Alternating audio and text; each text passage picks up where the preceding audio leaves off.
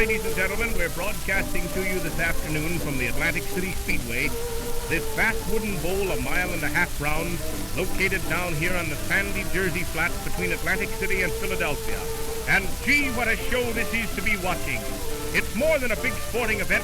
It's a walloping adventure to be living through. Did you ever see a fighting football team with all the endurance in the world, pushing steadily inch by inch down the whole length of the field against every kind of opposition? Well, that's what we've been watching here 19 days and 18 nights.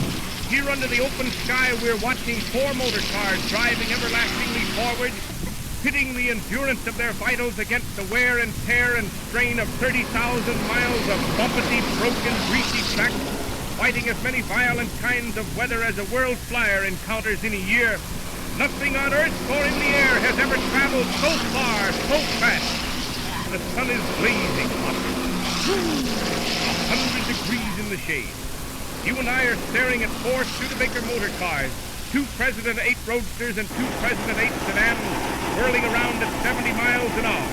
But the powerful kick in this scene for me is that these are all 4 regular factory production cars, fully equipped, that were selected at random in the Studebaker factory by 2 American Automobile Association officials, driven down here, disassembled, checked, and the engine sealed by the AAA, and they were off.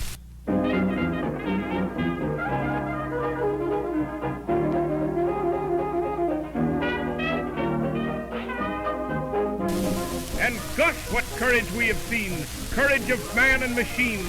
Men driving 4 hours and resting 8, plunging through the heat, piercing their way through cloud bursts and rain so heavy they couldn't drive with their goggles on or off, plowing through nights of fog as dense as a field of tall corn, tracked, torn, and splintered and falling to pieces under the strain. The night crews on duty in the pit. Somebody calls, "Coming in." A car slides in and the workers leap to action. Rain or fog or starlight, expert hands moving swiftly under the dim light. Gas, oil, water.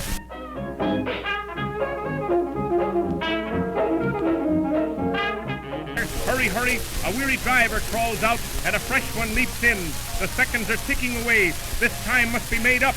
The electric timer goes mercilessly on whether the car is in the pits or on the track. Buzz and away again. A click and the car has crossed the electric timing wire. Sunday and Monday and Tuesday and morning and midnight and noon.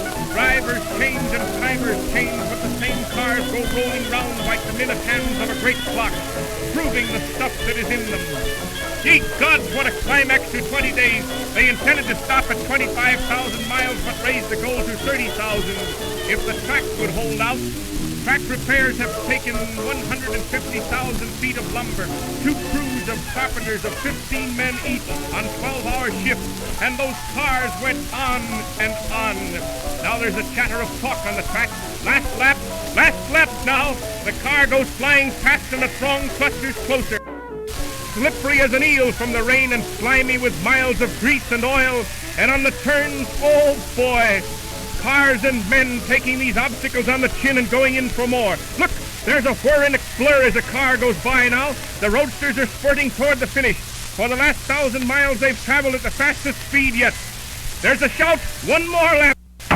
The checkered flag and a pistol shot, and no wonder they cheer.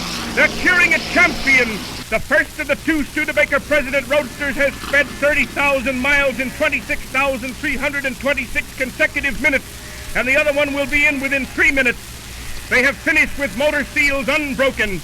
They have bucked every kind of hazard in traveling twice as far as the average car goes in a year, and at 68 miles an hour. Give those cars a hand.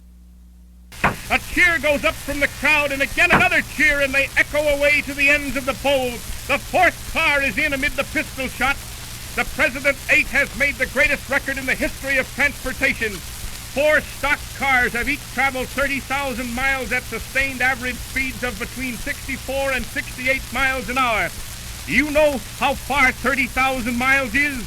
Start from New York, cross the Atlantic, into Spain, skip into Italy, across Greece, Turkey, China, Japan, then hurdle the broad Pacific, cross the United States to New York again, and you're only part way. Go on across the Atlantic and you'll travel all the way to China once more before you've ticked off 30,000 miles.